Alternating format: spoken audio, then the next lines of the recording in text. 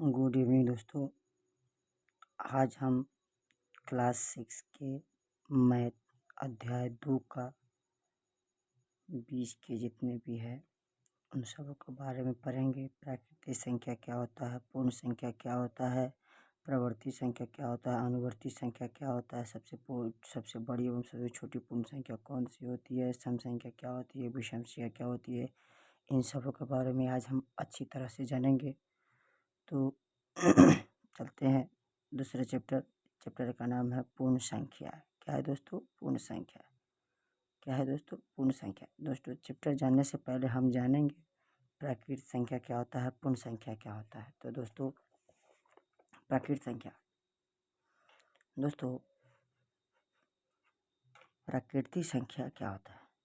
तो गिनती की संख्या को ही प्राकृतिक संख्या कहते हैं। क्या कहते हैं दोस्तों? गिनती की संख्या को क्या कहते हैं? प्राकृतिक संख्या कहते हैं। जैसे कि 1 2 3 4 अनंत। दोस्तों 1 2 3 4 अनंत ये क्या कहलाता है? यह प्राकृतिक संख्या कहलाता है। क्या कहलाता है? प्राकृतिक संख्या कहता है। पॉइंट नंबर 2 में चलेंगे। पूर्ण संख्या क्या होता है? तो प्राकृतिक संख्या के ठीक पहले, ये जो प्राकृतिक संख्या है ठीक पहले शून्य को शामिल किया जाता है तो वह पूर्ण संख्या कहलाता है। क्या कहलाता है? पूर्ण संख्या कहलाता है। मतलब प्राकृतिक संख्या स्टार्ट कहाँ से होती है? 1 2 3 4 5 से लेके अनंत तक होती है। तो उस प्राकृतिक संख्या के पहले, मतलब प्राकृतिक संख्या जहाँ 1 से स्टार्ट होती है उसके पहले ठीक किसको शामिल किया जाता है? शून्य को शामिल किया जाता है। तो क्या कहलाता है? पूर्ण संख्या कहलाता है। पूर्ण संख्या कहाँ से स्टार्ट हो दोस्तों? 0 1 2 3 4 5 डायरेक्ट अनंत तक जाएंगे दोस्तों। कहाँ तक जाएंगे? अनंत तक। कहाँ तक जाएंगे दोस्तों? अनंत तक जाएंगे। उसके बाद दोस्तों प्रवर्ती संख्या क्या होता है इसके बारे में जाएंगे। दोस्तों प्रवर्ती संख्या होता है किसी भी प्राकृत संख्या के ठीक बाद प्रयोग होने वाली संख्या को परावर्ती या उत्तरावर्ती संख्या कहते हैं।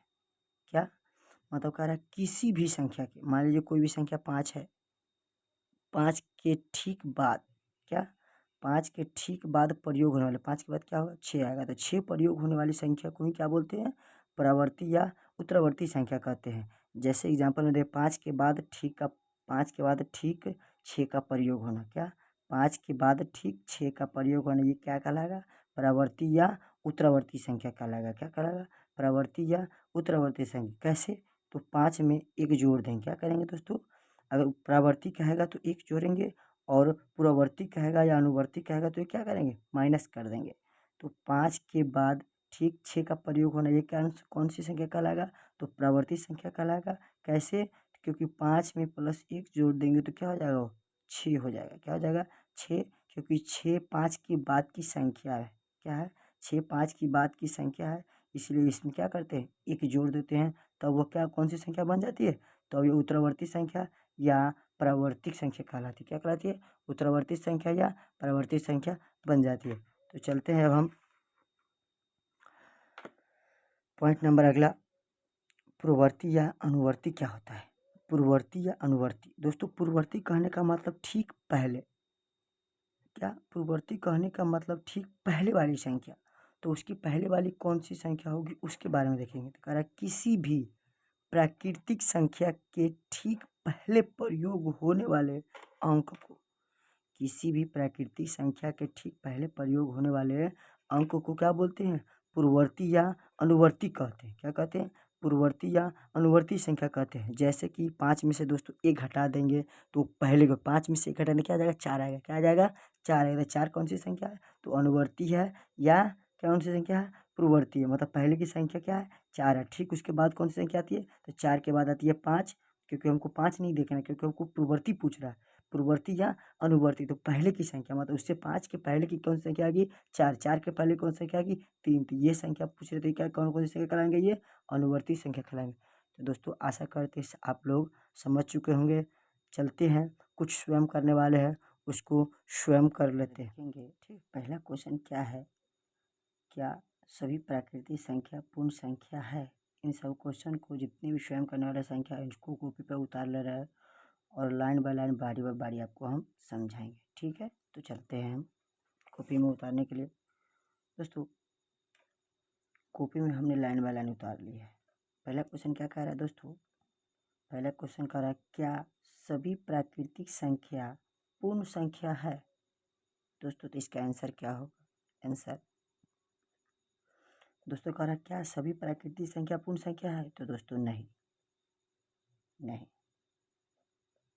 नहीं। तो क्यों नहीं है? तो क्योंकि प्राकृतिक संख्या पूर्ण संख्या नहीं हो सकती, क्योंकि सभी पूर्ण संख्या प्राकृतिक संख्या हो सकती है। क्या सभी पूर्ण संख्या क्या हो सकती है? सभी पूर्ण संख्या क्या हो सकता है? प्राकृत संख्या हो सकता है। क्या प्राकृत संख्या हो सकता है, संख्या हो सकता है, लेकिन पूर्ण संख्या नहीं। क्या प्राकृतिक संख्या पूर्ण संख्या हो सकता है? तो पूर्ण संख्या प्राकृतिक संख्या हो सकता है, लेकिन प्राकृतिक संख्या कभी भी पूर्ण संख्या नहीं हो सकता। तो दूसरा क्वेश्चन में देखेंगे। दूसरा क्वेश्चन क्या कह रहा है?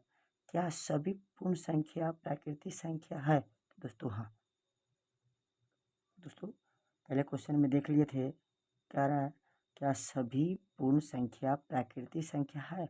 तो हाँ, क्योंकि सभी पूर्ण संख्या सभी पूर्ण संख्या प्राकृतिक संख्या हो सकते हैं। क्यों? तो क्योंकि प्राकृतिक संख्या के पहले भी जीरो लगा सकते हैं, उसके बाद में जीरो लगा सकते हैं, लेकिन पूर्ण संख्या का रहा प्राकृतिक संख्या पूर्ण संख्या होने के लिए उसमें जीरो लगा सकते हैं? नहीं लगा सकते। तो क्वेश्चन नंबर 2 में आपने समझ गए होंगे। क्वेश्चन नंबर 3 में चलते हैं। क्वेश्चन नंबर 3 क्या कर रहा है? सबसे छोटी पूर्ण संख्या कौन सी है? तो दोस्तों सबसे छोटी पूर्ण संख्या कौन सी है? तो जीरो। दोस्तों सबसे छोटी पूर्ण संख्या क्या है? तो शून्य। क्या है दोस्तों? तो शून्य। 3 क्वेश्चन में कह रहा है सबसे छोटी पूर्ण संख्या कौन सी है? तो शून्य। क्या है दोस्तों? शून्य। दोस्तों क्वेश्चन नंबर 4 में चलेंगे। कह रहा है 12 की परावर्ती संख्या क्या है? बताएं। दोस्तों 12 की परावर्ती संख्या, दोस्तों परावर्ती संख्या में हमने देख चुके हैं से प्रवर्ती संख्या क्या होता है। तो किसी भी प्राकृतिक संख्या के ठीक बाद प्रयोग होने वाली संख्या को ही प्रवर्ती संख्या कहते हैं। तो प्रवर्ती संख्या में क्वेश्चन नंबर 8 में देखेंगे। क्वेश्चन नंबर 8 में क्वेश्चन नंबर 4 में देखेंगे क्या है। क्वेश्चन नंबर 4 12 की प्रवर्ती संख्या क्या होगी? तो दोस्तों 12 की प्रवर्ती संख्या 13 होगी। क्या होगी? 13। क्यों? क्योंकि 12 प्रवर्ती संख्या उसके मतलब 12 की प्रवर्ती संख्या 13 होगी, क्योंकि 12 प्रवर्ती संख्या का मतलब होता है उसके ठीक बाद वाली संख्या को क्या बोलते हैं? प्रवर्ती संख्या कहते हैं। क्या कहते हैं? मतलब बाद वाली संख्या को प्रवर्ती संख्या कहते हैं। तो 12 के ठीक बाद क्या आएंगे? तो 13। क्या आएंगे? 12 के बाद 13 आएंगे। दोस्तों क्वेश्चन नंबर 5 में देखेंगे 990 की प्रवर्ती संख्या क्या होगी? दोस्तों 990 की प्राकृतिक संख्या कितना होगी? प्रवर्ती संख्या तो 991, क्योंकि 990 के ठीक बाद कौन सी संख्या आती है? तो 991 आती है। दोस्तों क्वेश्चन नंबर 5 समझ गए होंगे। क्वेश्चन नंबर 6 में चलते हैं। क्वेश्चन नंबर 6 का आंसर क्या है? आंसर देखने पहले क्वेश्चन पढ़ लेते हैं। कह रहा है 999 की अनुवर्ती या पूर्ववर्ती संख्या बताएं। तो दोस्तों अनुवर्ती संख्या होता है ठीक पहले की संख्या। क्या? ठीक पहले की संख्या। जो आप पूर्ववर्ती देख लीजिए दोस्तों, पूर्ववर्ती से यहाँ सूचित कर दिया। पूर्ववर्ती मतलब पहले की संख्या होती है और प्रवर्ती मतलब बाद की संख्या होती है। तो दोस्तों 999 की अनुवर्ती या पूर्ववर्ती संख्या क्या होगा? तो दोस्तों 999 की अनुवर्ती हो जाएगा 998। दोस्तों 998, क्योंकि अगर 999 में एक घटा देंगे तो कौन सी संख्या आ जाएगी? पूर्ववर्ती, मतलब उससे पहले वाली संख्या आ जाएगी कौन? 998। दोस्तों क्वेश्चन नंबर 6 समझ गए। क्वेश्चन नंबर चलते हैं 7 में। क्वेश्चन नंबर 7 में दोस्तों क्या कह रहा है? कह रहा है 20 की अनुवर्ती या पूर्ववर्ती संख्या क्या होगी? तो अनुवर्ती या पूर्ववर्ती संख्या दोस्तों एक ही होता है। क्या होता है दोस्तों? दोनों एक ही होता है। अनुवर्ती पूछे या पूर्ववर्ती पूछे तो 20 की अनुवर्ती क्या होगा दोस्तों? 19 होगा। क्या होगा दोस्तों?